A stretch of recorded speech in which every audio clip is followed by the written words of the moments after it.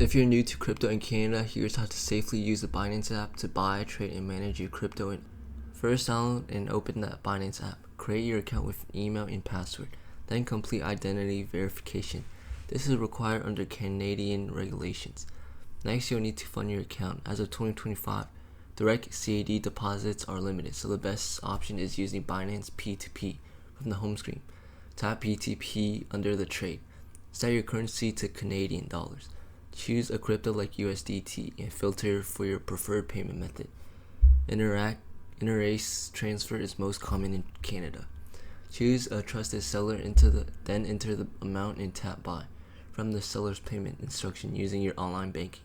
Then return to Binance and tap transfer, notify seller. Once the seller confirms, your crypto will be released into your funding wallet. You're now ready to use Binance in Canada. You can transfer it to spot wallet, trade, or earn. If this video helped you, make sure you subscribe and like.